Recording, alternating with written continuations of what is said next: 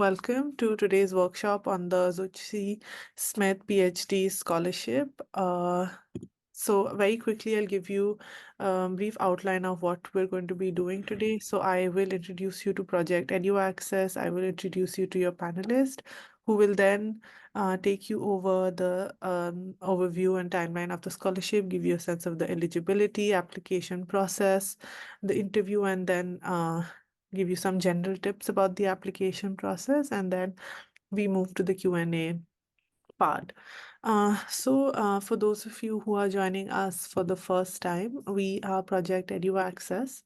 We believe that access to higher education, leadership, and professional opportunities is a privilege that most people from marginalized communities are systematically denied through cost, information, and dispositional barriers.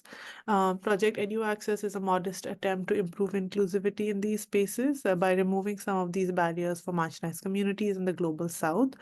We hope to achieve this by providing mentorship, engaging in advocacy, and also running online and in-person capacity building workshops.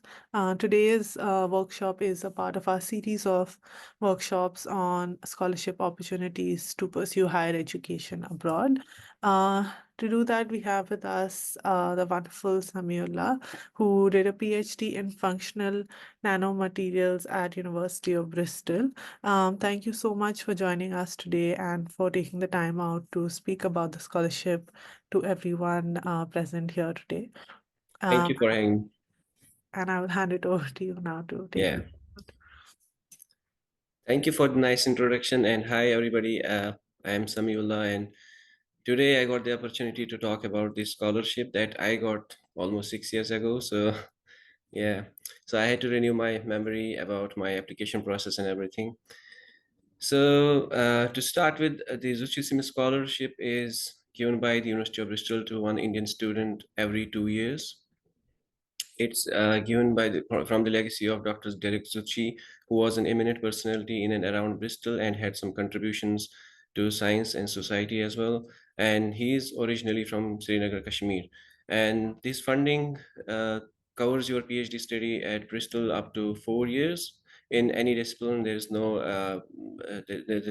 restriction on which courses you might select, or which courses this scholarship covers. You may be in humanities, you may be in science, any of the programs at Bristol. And this also covers the tuition fees and a bench fees if you're doing a science program or engineering program. So in my case, it was like £5,000 bench fees, which covers your research costs. And the tuition fees is, as we all know, it's huge in Bristol.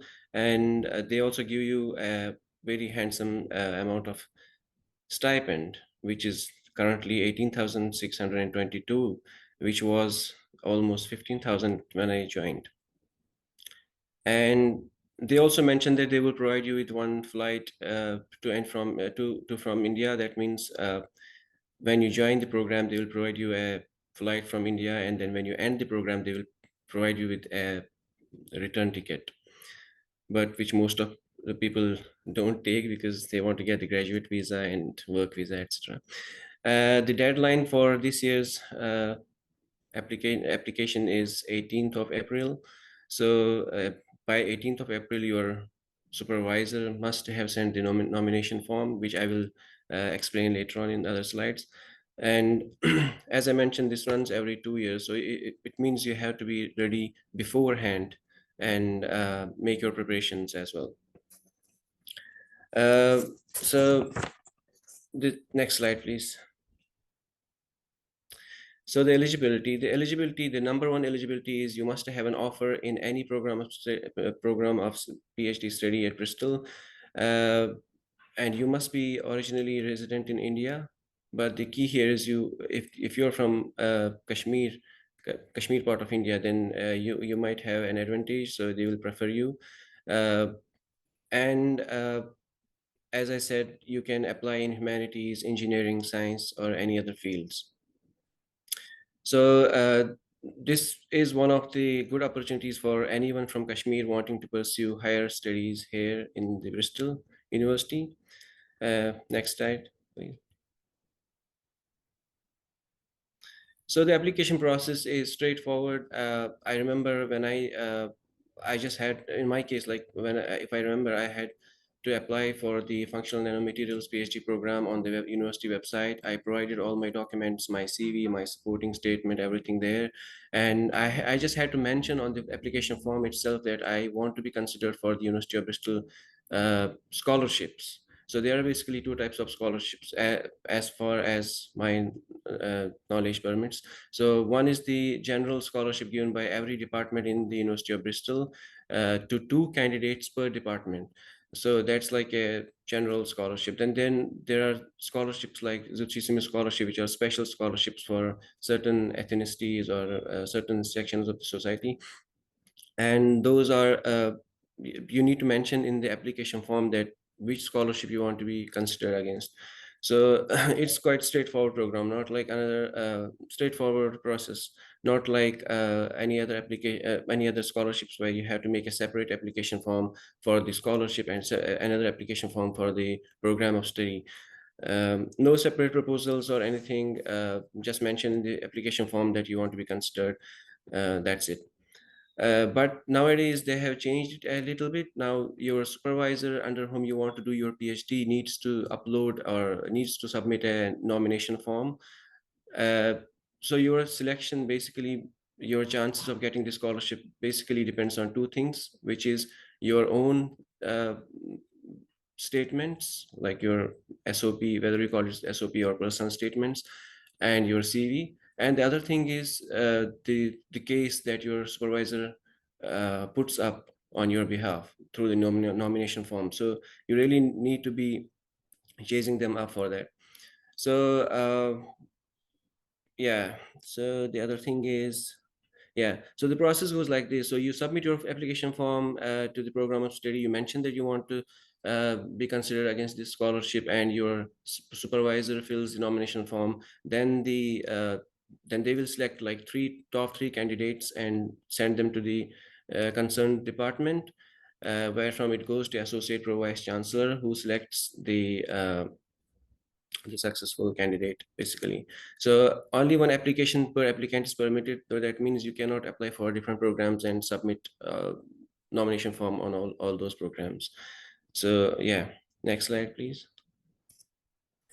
uh, so the associate vice chancellor is the one who will select the candidates based on the following considerations, which is academic performance, relevant experience, and motivation as experience as evidenced by the personal statement. So that means it depends on your, as I mentioned, it depends on your CV, whether you have publications, sorry, starting with the qualifications, what kind of qualifications you have, where from did you get it, what's your percentage, what kind of projects you have done, have you attended any conferences, any workshops, do you have any publications, what kind of publications do you have, is it impactful, is it not impactful, what kind of program of study you are choosing at Bristol, is it relevant, is it like any program that has any impact or relevance in the current times. For example, is it related to climate change, things like that, and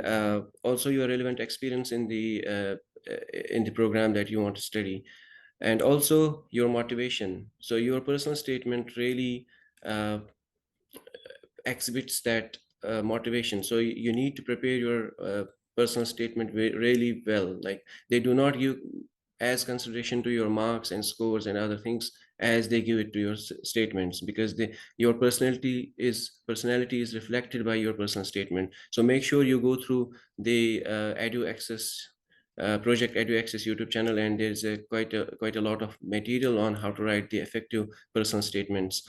And also your CVs, build a proper a professional CV, I would say, and mention everything that you have done in your career before joining the PhD. Next slide, please. And one thing I forgot, the nomination form.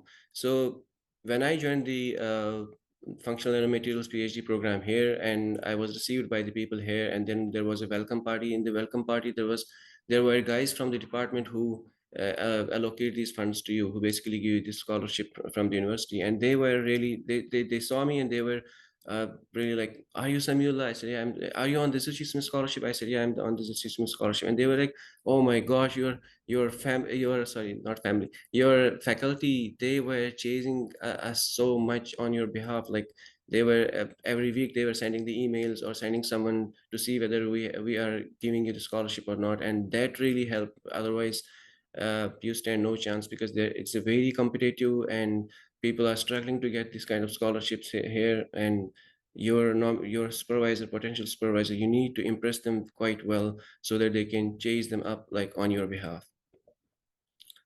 As I said, it has changed a bit nowadays. They need to fill the nomination form. I don't know whether they can chase them up or not, but you need to make sure that your supervisor puts up a very strong case for you. Yeah. So the documents which are not needed for this Zutshi-Smith scholarship in itself, but they are in general needed for the PhD program at Bristol. Uh, so you need a research proposal that mentions what kind of research you want to. Basically, starts with your background, your experience in that particular research area, and then what kind of research you want to pursue in the university, in that particular department, and whether you have any idea like that you want to pursue.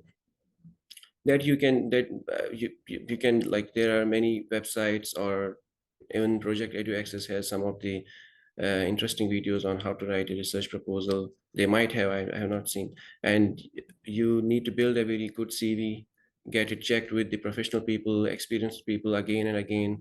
uh, you need a English language certificate, which is IELTS. Without IELTS, you won't get an admission.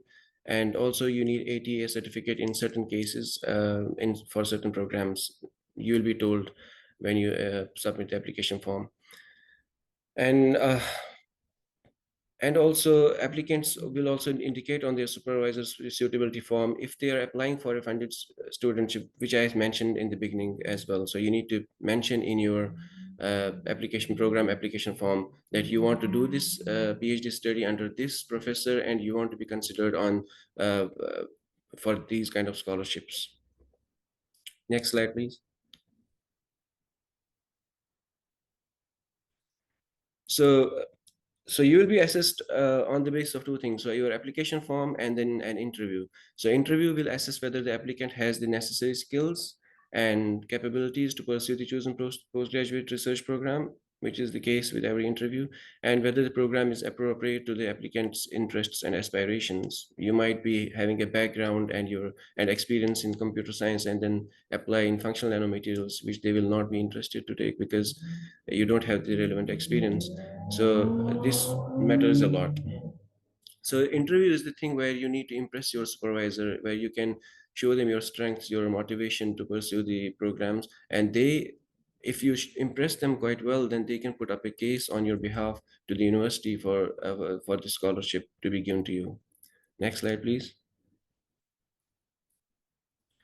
So they will so basically, when you appear in the interview, they will say, okay, we are impressed and we want to offer you this position. So they will offer you a PhD program. I was talking to one of the guys yesterday, and he said, how can he apply to the Zutshi-Smith scholarship? So I said I mentioned the same things to him, and he was like, I have already applied for the PhD program, but I forgot to mention that I want to be considered for the scholarship. I said, then they will not give you the scholarship, they will give you the PhD, the offer. And uh, quite coincidentally, he got the offer the next day, but he did not get any scholarship, and he cannot pursue honestly, I mean, it's too expensive.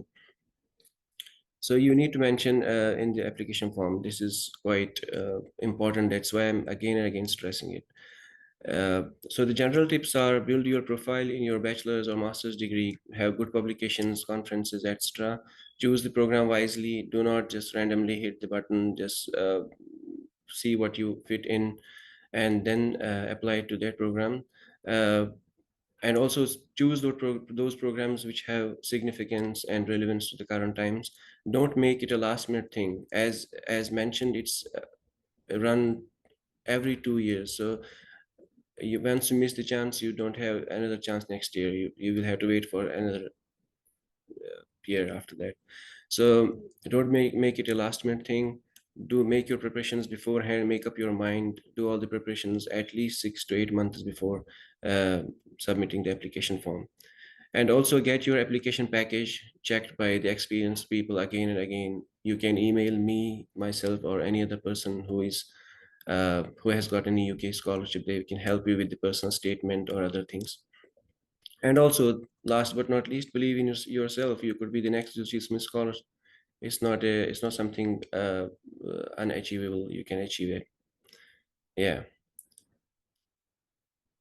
Next. So with that, I thank you all. It was quite a small presentation because it doesn't have any nuances, so it's just straightforward application process. So I thank you all for listening to me, and if there are any questions, happy to answer those. You so much. That was really wonderful, and thank you for being so comprehensive and talking to everyone about the scholarship process. Thank you. Yes, we will now move to the questions. I see that there's one question already in chat and there's one DM as well. So I'll just read it out. So the first question is, can we apply for it directly if we don't have a master's degree? Yeah, definitely. In the UK, you don't need a master's degree for getting into PhD. You can apply right after your bachelor's degree. There are criterias like they might want good percentile or anything. You need to check that on the program website. But definitely, you can apply without master's degree. Yeah, and I would suggest that it also depends on the um, requirement of the department. So I think for Yeah, STEM courses, usually you can apply without a master's, but I think for humanities and social sciences, they usually require a master. master's. Yeah, The other question that's in my DM is this scholarship awarded to just one person? yeah. It's awarded to just one person, and yeah, unfortunately. I'd seen a raised hand. Does that person want to ask their question? Sure. Yes, that's keen. Go for it. Hi, thank you so much for the comprehensive presentation. I'm Taskeen. I intend to apply for social sciences background, political science background. Yeah. So for that, I want to apply for the scholarship. So my question is related to this: that since the scholarship covers only 1 year living expenses, how do PhD students navigate in that case, their living expenses in UK? Are there other scholarship options, or I don't want to go for loan Yeah, scholarship, the loan based. So how do you navigate in that case? I think you're. So thanks for your question. First of all, it doesn't cover only 1 year of. It doesn't give you only stipend for 1 year. It gives the stipend for whole of your PhD. That's for up to 4 years. It was mentioned in the first slide. So Oh, okay. And just in case you want to apply not to the Zutshi scholarship, but other scholarships like in lakhs, and you want to like for the PhD, you want to apply for in lakhs, and they don't cover your living expenses in that scholarship. I mean, I know it's not specific to this scholarship, but yeah, yeah, yeah. how do So students navigate? basically, yeah. So if they cover your tuition fees, and actually I met someone in the university who had uh, the the scholarship from the University of Bristol, which only covered her tuition fees and bench fees, but not the stipend. But she could manage well with the because we have 20 hours per week work allowances, so you can work in any sector for 20 hours a week, and that earning is should be sufficient for surviving in the UK probably. So if they cover your tuition fees, then you can probably survive. Yeah. I Okay, mean, thank you it so much. depends on this. Sorry, just to add, it depends on the city as well. So if you're applying in the Bristol or in London or up north anywhere, so it depends on the because different cities are expensive differently. So you need to check with the university, with the departments in the university, whether you would be able to come to the UK and survive on this much amount of money that you'll be earning on 20-hour job. All right. Thank you so much for your answer. Yeah, no worries. Another question that has come in my DM is, where do you mention that you are a Kashmiri in the application or in the SOP? I think you need to probably, I don't remember, maybe in the CV. So basically, as far as I remember, when I applied to the PhD program, there was a separate section which meant about the scholarships that I want to apply for. There was like there was like a column where you can write your own like statement. You can say that I'm from the Kashmir and want to be considered for Zutshi-Smith Scholarship. Yeah, I they didn't. I mean, they didn't ask me. And probably they will see it from your passport as well. Yeah. Other than that, they didn't ask me for any proof or anything like that. Just mention it, and your passport will say.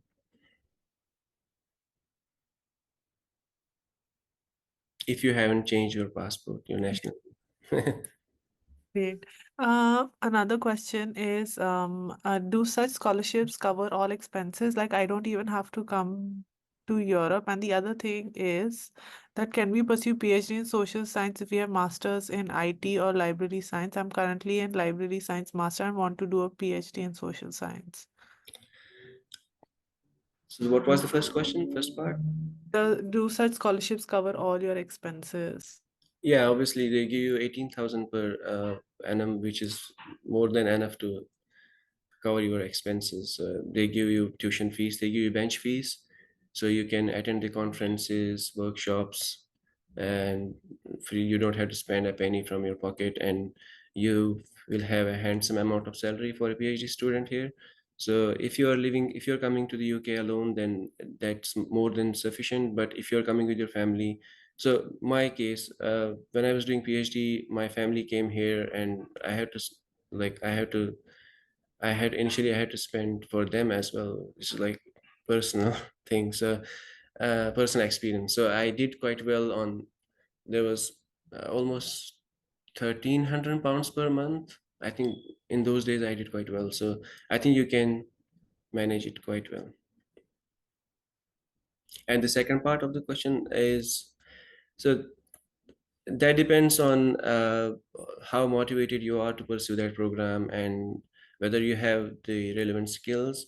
That's something that your faculty would assess, and that's something I won't be able to comment on like further, probably. Yeah, maybe I can add a little Yeah, bit since I'm from a social science background. yeah, I think it's completely all right to make that shift from whichever course you are doing or have done in your master's to a social science. But you need to show one what your motivation is and whether you have the relevant experience to pursue a PhD in social science. So usually they require some kind of research experience, like experience with research methodologies, writing, a dissertation, which I'm sure you would have done in your master's. But you need to show that while having all of those skills in writing and research, you also have the relevant interest and motivation to study a social science degree, and whatever the specific subject is, you also need to show what you've done in that subject, during your master's or during your work experience, that signifies, that sort of interest and motivation. And I think at the end of the day, if you have found a potential supervisor who is willing to work with you on that project, I think it's fine. They don't care. And usually with social sciences and humanities, a lot of interdisciplinary work is encouraged. So it really is just about finding the right supervisor and the right course and department that will want you to pursue the PhD in there. Um, yeah. Another question in my DM is about the interview process. So they're asking, is the interview for the scholarship or for the PhD program? Does it happen after you have been told that you have been nominated for the scholarship or for the PhD program?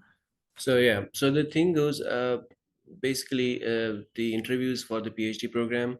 So in the PhD program, when you mention the application process that you want to be considered against the scholarship, they will bring it up in the interview. They will say, oh, okay, for example, if you are selected on this PhD program, how will you pay the tuition fees, and how will you basically sustain yourself in Bristol? So you must have already mentioned in the application program that you want to be considered for the Zutshi-Smith scholarship. And in my case, they asked me and they said, we are quite willing to give you the offer, but how will you fund your PhD program? And I was like, I have applied for the Zutshi-Smith scholarship, and they already knew it. And they said, uh, my supervisor, she said like, uh, but that's very competitive. I am not 100% sure that you will get it. You need to apply for different funds, like Newton funds, all other scholarships, government scholarships. And I said I was quite discouraged by that, but they did quite well. So uh, so what matters is, in that time, like that time, what mattered for me is uh, the not only my experience, not only my motivation, the case that was put forward by the department, by my supervisor. That is the thing that mattered the most, because you can write anything about your skills, your experience. Honestly, that doesn't matter to them. What matters to them is what their faculty would say things about you. So basically, how you impress your supervisor in the interview, that matters the most, so that they can fill out, after that they fill up your nomination form. And then if they say good things about you and your skills and your experience in the nomination form, then that would definitely matter, and that would give you an advantage over other candidates. So the nomination form comes after the interview. And so then there's no separate interview for the scholarship. No, there is no separate interview for the scholarship. That's what I mentioned in the beginning. It's quite straightforward. There's no interview for scholarship as such. There's only interview for the program of study. And uh, basically, your your supervisor's case building for you matters the most. Great. Another question in my DM is, since there isn't a separate application, can we apply anytime before the scholarship deadline? So can you repeat it, Praveen? Yeah, sorry. Since there is not a separate application for the scholarship, can we apply anytime before the scholarship deadline? Yeah, definitely. You need to do that actually, because otherwise, how will you get the scholarship? Because the deadline for the scholarship is for the supervisor, not for you. So your supervisor needs to fill the nomination form before this particular date. That means that he should already have offered you the PhD position, and he should have already interviewed you. So, and they are quite busy. They need to fill up your nomination form. They need to write these things about you, and that would take them quite a bit of time. So you need to do that before the deadline. Yeah, so I just want to reiterate that as well, that if the deadline for the department is 18th April, then a lot of the things need to happen well in advance for them Yeah. to, make a strong case for you to get the scholarship. So I'd suggest that, you should apply as soon as possible, because from what I gather, the university might, give a decision quickly, and then, you can chase as No, Samuel's the already. things take so basically the things take time. So, for example, when I applied to this program, I think it was like months before the deadline that I applied for the PhD program, and I got interviewed, and then later on, they applied for the scholarship. My supervisor, and weeks later, I got the news that I have been selected. So you need to do like everything months before deadline. Yeah. But if you are only thinking of it now, it's fine. I think it should be fine. If you I think apply. yeah, if you, because there are many people who have already applied for, as I mentioned the case in my when I was presenting. So there are many people in India who have already applied for the University of Bristol PhD programs, but they do not know about the scholarship. So they have already been given the offer letter. They can now chase up with their supervisor and probably get them to fill the nomination forms. So they still have got like a month or so. Yeah. Great. So there's another question in my DM that again relates to the social science PhD. They're saying that they're interested in a topic like social education or political status of Muslims in India. I'll just very briefly answer this. I think like it's a really good topic, and you can do your PhD in uh, any topic which is sort of where you are making a new contribution, or bringing something to the field that has not already been done, or has not already been written, or is a unique perspective on something that has already been written about. As I said, you need to show, like, irrespective of what your topic is, you need to show that you've done work within that field, and that's why you've developed an interest, and which is why you want to work on it further. This can be, if not through your dissertation and through your formal education, this can be through articles that you may have written, research projects that you may have undertaken, or any other such work that will reflect that you are interested in this topic, and have been working on it, and which is why now you want to develop that idea more. So I'd say that there's a lot of things that come even with finalizing your research project, and that would be another session altogether. Yeah. I don't think we'd be able to cover that. We've actually done a few sessions on PhD applications in social sciences, so I'd actually recommend that you have a look at our YouTube channel and see all of those workshops. We've also developed an application, a guide on writing a research proposal, so it might be helpful to see that as well. Yeah, and just to add to the answer of the one of the questions that was asked earlier, whether you would be able to survive without the stipend, definitely. So I saw one of my friends who is working in the humanities. She doesn't have a stipend probably, or she has a stipend, but she's separately working on various university projects as research assistant and research fellow as well, and she is earning quite a good amount of money. And like I think it's quite possible to survive without stipend in Bristol, which is actually the second most expensive city in the UK. So if it's possible in the Bristol, then it's possible elsewhere as well. I'm not sure about London, but yeah. Yeah. Another question is it too late to apply now?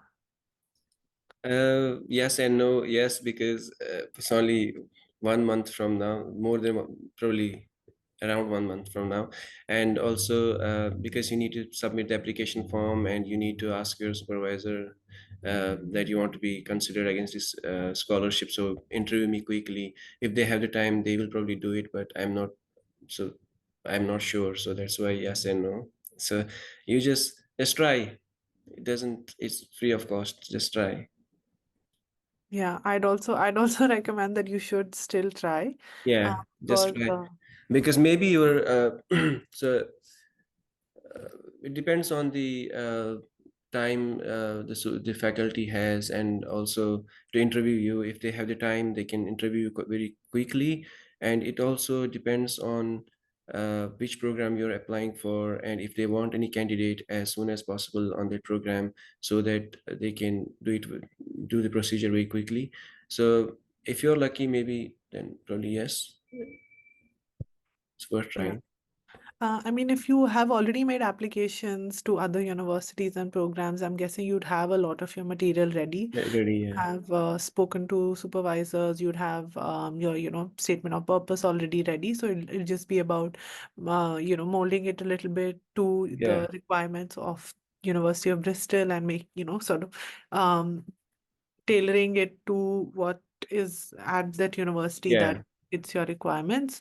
So I'd say it's just 16th March. There's still like a month and 2 days. So Yeah. just apply. If it's free of cost, then there's no harm in making that. And there's one more thing is that we have this fear inside that if we should whether we should reach out to the concerned faculty or supervisors and ask them to get our interview quickly, get ourselves interviewed quickly. So this doesn't work in the UK. You can email them millions of times. They don't care about that. So they are quite happy if you are communicating with them frequently. So if you apply, submit your application form, just right away email your supervisor or the concerned faculty that the last date for the scholarship is running out, so I have submitted the application form and I want to be interviewed as soon as possible. See what they say. If they are interested, they can interview the next day. It really is that easy in the UK. So yeah, anything can happen in the UK. So Another question is an interview only for STEM courses or for all humanities and social sciences applicants also are also interviewed? I think it should be the case with every program study. Otherwise, how would they assess your capabilities? You can get ChatGPT to write a very nice personal statement for you, but then how will they assess you? Yeah, I think maybe I was just reading on the website as well that if you are that you if they want to consider you for university funding, then you may be called for an interview. So yeah, the university funding is two scholarships every department every year, and they do hold interviews, and there are quite a long list of applicants on those scholarships as well. So you need to prepare quite well for those. Uh, Great. Another question in my DM is, are there any additional scholarships available in Bristol besides the two that you mentioned? Could you provide a list of other scholarships that we could use to demonstrate in our interview about our funding? uh, there are scholarships. There is Think Big scholarship, and there are scholarships from British Council as well. I have seen many people on those, but they are not as you know as financially generous as these scholarships like Zutshi-Smith scholarships or the departmental EPSRC scholarships. So I would advise you to go to the University of Bristol website. There is a really cool uh, portal about the scholarships and funding, and they have the information listed. I think from my personal experience, they have only as far as I remember, they have only mentioned uh, the departmental scholarship and this Zutshi-Smith scholarship only on the website, and they also mentioned the Commonwealth, which everybody knows. So yeah, the university provides only these two to PhD students. There is Think Big, as I mentioned, but that's probably, I don't remember, but that's only for masters and undergrads. You need to look into that. I just want to add one thing. So, if you are from a social science background, it might be good to also look into the ESRC funding. Yeah, So, from what I understand, the University of Bristol falls under the Southwest DTP, the Southwest Doctoral Training Partnership, yeah, and you can also apply for funding through that. If you want to understand how the whole ESRC DTP funding works, we've done 2 workshops on this already, one on the Grand Union DTP and then one on another two. So the application process, is fairly similar and gives you a sense of what it looks like. So I'd suggest that you also, consider that as a funding, as a potential funding opportunity.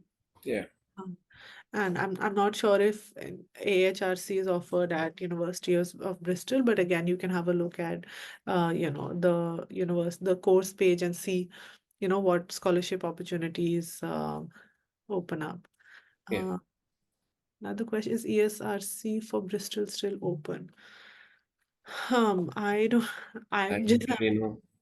Yeah, you will have to check that yourself. From what I see here, I actually don't know it.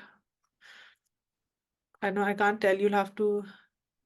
look at the website and see if applications are still open. It doesn't say that they're closed.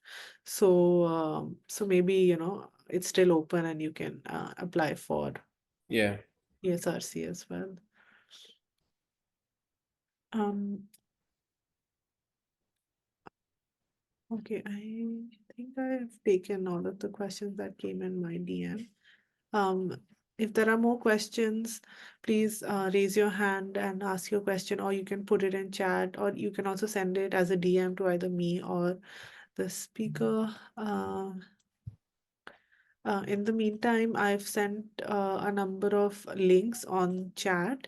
So the first link is to our YouTube channel where we've uploaded a lot of the recordings on all the sessions that we've done since October to now. So and for those of you who are applying for PhDs, we've done a series of workshops on writing your on applying for PhD in STEM, in humanities and social sciences. We've done a number of sessions on SOP writing, CV drafting. So please have a look at those if you're only now familiarizing yourself with the application process. Second, we've also done similar set of workshops last year, and if you want to have a look at those as well, you can. I've put a link to that. Third, as I was saying, we've developed application guides. One is on drafting research proposals, so you can have a look at that, and then rest on drafting your CV, SOP, person statement, so you can have a look at those as well. And if you're not a mentee with us, and if you have any questions about this scholarship or any other scholarship or university application, you can reach out to us at info@projecteduaccess.com. For those of you who are mentees with us, you know where to reach us. Do we have any other questions? Otherwise, we can probably end the session. We're almost completed an hour anyway. So maybe we'll You wait. don't have to be discouraged because the last date is in April. So if somebody is currently in the first year of their master's degree, it's worth knowing all these things about the Zutshi-Smith Scholarship, so that when they are in their last year, they can start preparing for applying to the PhD program. And that time, the university will probably issue another Zutshi-Smith Scholar application. Yeah,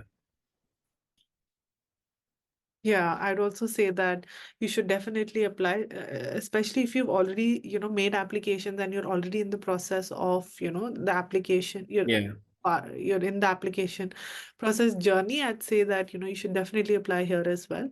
If this is going to be the first application you make, and then you might have to do a lot more work in terms of yeah, finalizing your research proposal, finalizing your CV, SOP, finding referees. So that may take time.